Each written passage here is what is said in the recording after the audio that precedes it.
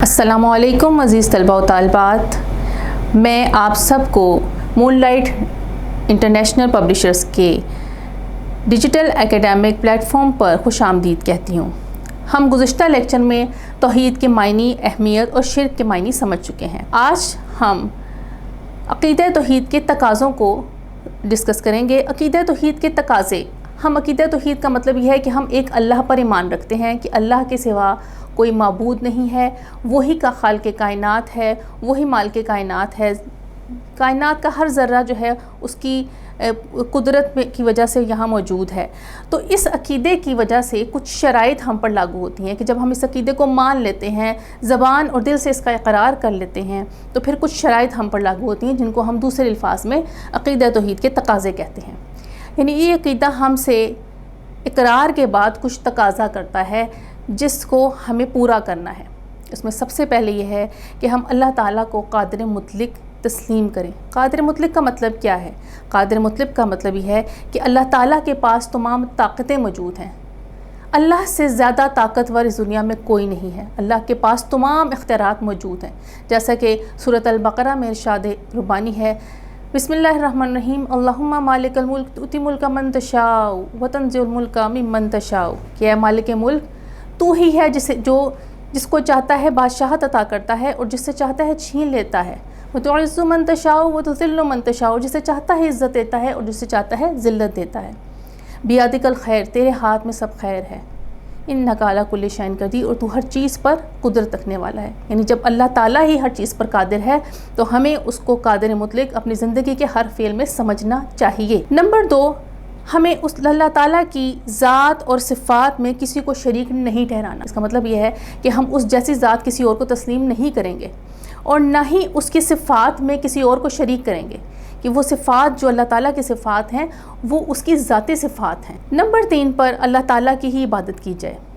عقیدہ توحید ہم سے تقاضا کرتا ہے کہ ہم اللہ کے سوا کسی کے آگے نہیں جھکیں گے، اللہ کے سوا کسی کے آگے سجدہ نہیں کریں گے، اللہ کے سوا کسی کو لائق عبادت نہیں سمجھیں گے، جیسے کہ سورہ البقرہ میں ارشاد ربانی ہے، وَإِلَٰهُكُمْ إِلَٰهٌ وَاحِدٌ لَا إِلَٰهَ إِلَّا هُوَ الرَّحْمَٰنُ الرَّحِيمُ، کہ وہ معبود تمہارا اللہ ہی تمہارا اکیلا معبود ہے اور اس کے سوا کوئی عبادت کے لائق نہیں، وہ رحمان بھی ہے اور رحیم بھی ہے۔ اس کے بعد عقیدہ توحید ہم سے یہ تقاضا کرتا ہے کہ ہم صرف اللہ تعالیٰ سے ہی اپنی حاجت طلب کریں،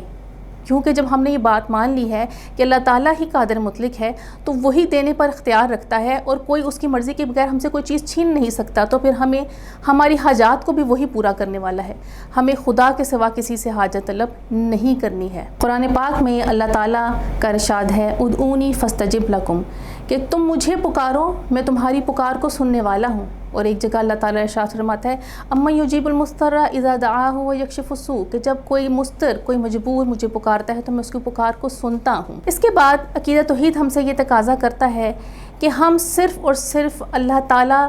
سے پر بھروسہ رکھیں، اللہ تعالیٰ پر توکل رکھیں، توکل علی اللہ وکفیٰ باللہ وکیلا، کہ تم اللہ پر بھروسہ رکھو اور اللہ ہی بہترین کارساز ہے۔ ہمیں زندگی کے بہت سے مراحل میں توکل کی ضرورت پڑتی ہے کہ جب ہم دنیاوی ذرائع کو کام میں لا کر کسی کام کی کوشش کرتے ہیں تو پھر ہم نے بھروسہ خدا کی ذات پر رکھنا ہے کہ وہی ہمیں کامیابی نصیب کرے گی۔ ہمیں انسانی ذرائع پہ صرف بھروسہ نہیں رکھنا، ہمیں اللہ تعالیٰ کی ذات پر بھروسہ رکھنا ہے۔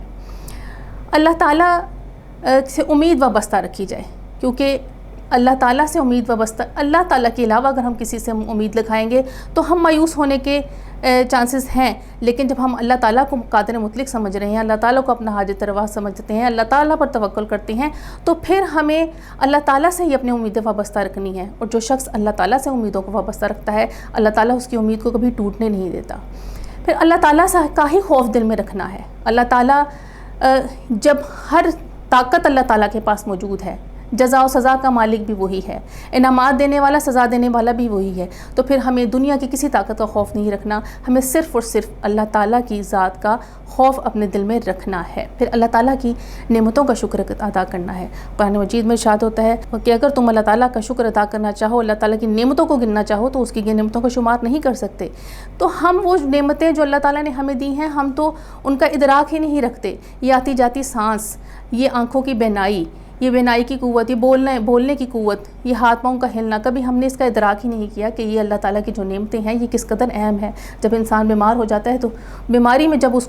سے وہ قوتیں سلب کر لی جاتی ہیں یا وہ کم ہو جاتی ہیں، تب اسے معلوم ہوتا ہے کہ اتنی بڑی نعمتیں جن کا کبھی ہم نے ادراک ہی نہیں کیا تھا، ہم ان کو ایسے استعمال کرتے رہے اور کبھی ہم نے اس پر اللہ کا شکر ادا کرنے کی ہمیں توفیق ہی نہیں ہوئی، تو وہ کتنی بڑی نعمتیں تھیں۔ تو اللہ تعالیٰ تو یہ بھی اسی لیے اللہ تعالیٰ قرآن مجید میں ارشاد فرمایا کہ فَبِأَيِّ آلَاءِ رَبِّكُمَا تُكَذِّبَانِ، کہ تم اللہ تعالیٰ کی کون کون سی نعمتوں کو جھٹلاؤ گے۔ تو عقیدہ توحید ہم سے یہ تقاضا کرتا ہے کہ ہم اللہ تعالیٰ کی نعمتوں کو جھٹلائیں نہیں، بلکہ اللہ تعالیٰ کی نعمتوں کا ادراک کرتے ہوئے ہر لمحے اللہ تعالیٰ کا شکر ادا کریں، ہر آتی جاتی سانس کے ساتھ اللہ کا شکر ادا کریں۔ اور جب ہم اللہ کا شکر ادا کریں گے تو آٹومیٹکلی ہم اللہ تعالیٰ کے سے کسی بھی مصیبت پر اس کا شکوہ نہیں کریں گے، کیونکہ اللہ تعالیٰ جب آزمائش دیتا ہے تو اس آزمائش سے نکلنے کی طاقت بھی اللہ تعالیٰ ہی ہمیں فراہم کرتا ہے۔ تو جب اگر ہمارے اوپر مصیبت آ جائے، کوئی آزمائش آ جائے، تو اس پر صبر کرنا بھی عقیدہ توحید کا ایک تقاضا ہے۔ اور تو عقیدہ توحید پر ایمان رکھنے والا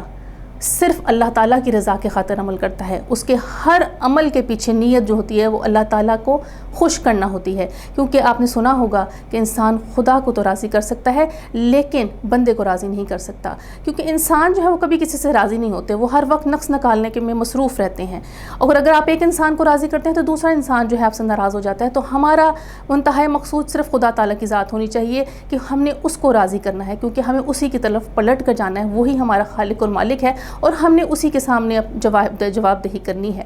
تو اللہ تعالیٰ کو خوش کرنا ہی عقیدہ توحید کا ایک اہم تقاضا ہے، اور ہمارے ہر عمل کے پیچھے، ہماری ہر نیت کے اندر خدا کی رضا جو ہے وہ شامل ہو، یہ ہمارے عقیدے کا حصہ ہے۔ تو یہ تمام باتیں جو میں نے آپ کو بتائی ہیں، یہ تمام عقیدہ توحید کے تقاضے تھے۔ عقیدہ توحید پر ایمان لانے کے بعد ہمارا عقیدہ، ہمارا ایمان ہم سے یہ ریکوائرمنٹ ہم سے مانگتا ہے، ہم سے چاہتا ہے کہ ہم ایسا عمل کریں کہ ہم صرف اس کی عبادت کریں، اس کے ساتھ کسی کو شریک نہ ٹھہرائیں، اسے قادر مطلق سمجھیں، اسی کو حاجت روا سمجھیں، اسی سے امید وابستہ کریں، اسی پر توکل رکھیں اور اسی سے خوف کریں، اور اس کی رضا کو ہر حال میں شامل حال رکھیں۔ امید ہے کہ آج کے لیکچر میں آپ کو عقیدہ توحید کے تقاضوں کی سمجھ آئی ہوگی۔ اللہ حافظ۔